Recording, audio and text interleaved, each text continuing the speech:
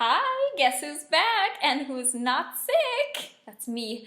Because if you, by a miracle, watch my previous video, I was pretty sick. Do you know what that means? My first video was indeed not a mistake. This is gonna be a video about my personal opinion on Game of Thrones Season 5. And yes, I realize it has been a week, or rather week and a half since the last episode of Game of Thrones. In internet years, that's probably, I don't know, 6,000 years. I'm like 6,000 years late in the trend. But I still want to make this video, because guess what? It's my channel and I get to do whatever I want! Yes! This is gonna be a more of an opinion video than the one that I had before. And I know what that means.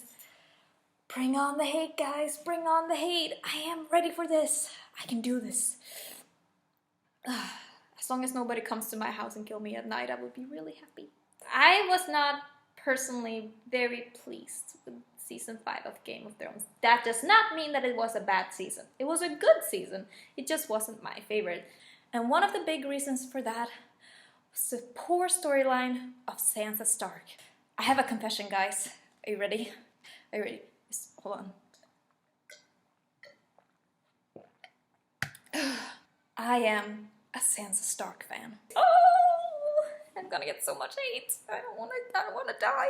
There's so much food I haven't eaten yet. I always saw Sansa Stark as a poor little girl who was one day gonna grow up to be that strong woman who would no longer take any, pardon my Italian, shit.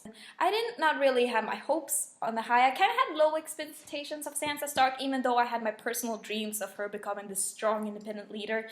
Until Season 4. Season 4 was my favorite season, just because it was a good season for Sansa Stark. She was finally going to learn how to play the Game of Thrones. She was no longer going to be a bystander or another one of those Princess Peaches who had to be rescued all the time. No, she was one of the players now. The ending of her storyline in Season 4 where she walks down those stairs. She has changed her hair, she has changed her dress, and she had completely changed her appearance, and she goes, "Shall we go?" Oh my god, it's finally happening, it's finally happening! My little girl is gonna become the strong leader and take over Westeros and kick everyone's asses! Yay! And that didn't turn out to be the case. I'm not really unpleased with her story, it was still pretty interesting. She still made her decision to go and marry that Ramsay asshole. We can all be clear that he's an asshole, right? He's very rude. Yeah, he's rude. When Littlefinger told her that she was gonna get married to Ramsay, I was intrigued, scared, but still very interested. I thought that he would have taught her something that would have added to her character and make her stronger, independent, and she wouldn't take any shit from Ramsay, not the same way that the poor Theon Greyjoy had done. But that did not turn out to be the case. She got raped on her wedding night. But I decided to keep watching because I thought things would get better.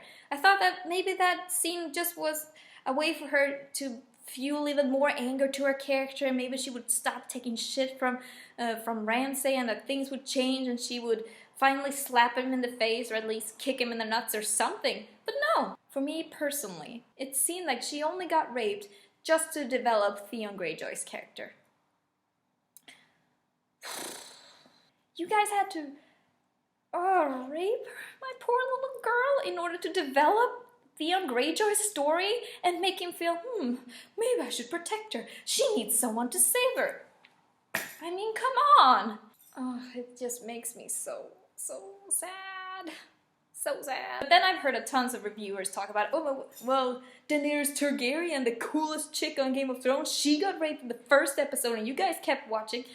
I don't think it's fair to compare Daenerys Targaryen's rape to Sansa Stark. It was still horrible, but at least she didn't get raped to develop someone else's character. The difference between Daenerys Targaryen's story and Sansa Stark's story is that when Daenerys got, raped, it was part of her character development. She decided to stand up for herself. She was like, you know what? I'm not taking this. I'm not some property. Let's work this out. I'm not gonna be some little thing that you can just take to the side and have sex with whenever you want. I'm a person. Let's work this out. After she got raped in the first episode, she decided that she was no longer gonna be a prize. She decided that she was gonna be an equal to her brute husband, and that added to her character. Later on in the episode, she just kept developing until she became the strong, awesome leader that we all saw in Season 3. And sadly, her story got a little less interesting in season 4. But it happens, not everybody can have an interesting storyline. That was not the case for poor little Sansa Stark. No, she had to be rescued. I thought that was completely against all the character development that she had gone through in season 4, where she was finally gonna be this strong leader, but instead she took like 3 steps back, or rather 10 steps back, and she just became this weak girl who needed to be rescued again. Oh, I can't odd. I can't even odd. That's another word for I can't even, but anyways. And that is why I was not a fan of Game of Thrones. I'm really nervous now for season 6. I hope they don't do a season 5 and take her characters like 14 steps back from the development that she got in the season 4. That's not fair. Don't do that to me, Game of Thrones. Don't tease me like that.